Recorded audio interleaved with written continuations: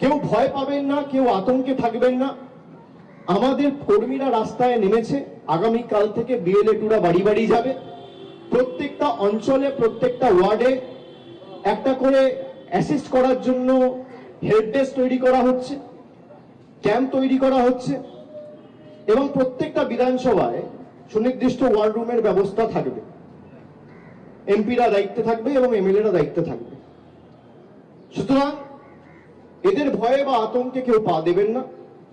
যেভাবে ধারাবাহিকভাবে 2021 সালে গোহারা হারার পর বাংলার চিফ সেক্রেটারিকে দিল্লিতে ডাকা থেকে শুরু করে গরিব মানুষের 100 দিনের টাকা বন্ধ করে দেওয়া, মানুষের বাড়ির টাকা বন্ধ করে দেওয়া, রাস্তার টাকা বন্ধ করে দেওয়া, আবাসের টাকা বন্ধ করে দেওয়া, জল জীবন মিশনের টাকা বন্ধ করে দেওয়া, সর্বশিক্ষা মিশনের টাকা বন্ধ করে দেওয়া, আজকের দিনে দাঁড়িয়ে বাংলার বকেয়া পাওনা 2 লক্ষ কোটি টাকা।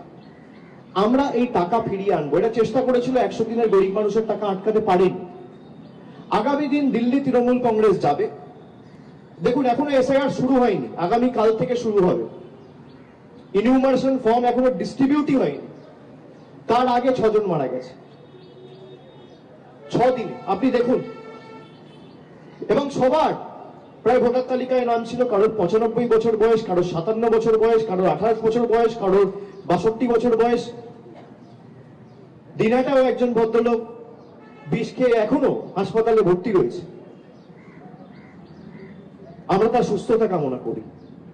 কিন্তু যেভাবে বাংলার মানুষকে মৃত্যু মুখে ঠেলে দেওয়া হচ্ছে, এই কারণেই আমরা এদেরকে বাংলা বিরোধী বলি, এই কারণেই আমরা এদেরকে জমিদার বলি। আর প্রকৃত যদি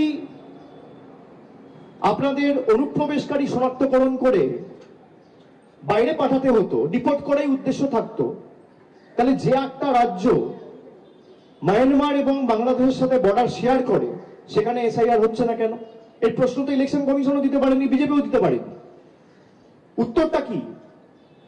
বিজেপির প্রশ্ন আপনারা আমাদেরকে করেন, আমরা উত্তর দিই। আমরা যে প্রশ্নগুলো করছি, সংবাদ মাধ্যমের প্রতিনিধিদের তো দায়িত্ব এই প্রশ্নগুলো গিয়ে পাল্টা ইলেকশন কমিশনকে করা। কালকে কুলপিতে এরা বলছে 2002 এর ভোটার লিস্টকে আমরা বেঞ্চমার্ক হিসেবে ধরবো। কুলপির ক্ষেত্রে 2002 এর ভোটার লিস্ট নেই। আপলোড যেটা করা হয়েছে সেটা 2003 এর রোল। আপনি কিভাবে এসআইআর করার কথা বলেন? যেখানে ইলেকশন কমিশনই অপ্রস্তুত, যেখানে আপনি প্রস্তুত নয়। আপনি কত বিধানসভায় 2002 এর ড্রাফট এবং ডিজিটাইজড একটাও ইলেকট্রাল রোল পাবলিশ করতে পারেননি। সেখানে আপনি বলছেন 2002 এর ভোটার তালিকা বেঞ্চমার্ক। এর জবাব কে দেবে? তৃণমূল কংগ্রেস দেবে না, আমাদের সরকার দেবে না, ইলেকশন কমিশন দেবে না, বিজেপি দেবে? এ দায় কার? ভারতবর্ষের স্বরাষ্ট্রমন্ত্রী ঠিক করবে? হঠাৎ করে ইচ্ছা হলো, রাতারাতি ঘোষণা করে দিলাম আজ থেকে 500 টাকার নোট বন্ধ, 2000 টাকার নোট বন্ধ, 140 কোটি মানুষকে লাইনে দাঁড় করিয়ে দিয়েছে। 10 বছর পরে আবার সেই নভেম্বর মাসে, সেটা হয়েছিল 8ই নভেম্বর, এটা হচ্ছে 4ই নভেম্বর। 10 বছর পরে 400 থেকে 400 পারের নাড়া দিয়েছিল আর 240-এ নেমেছে।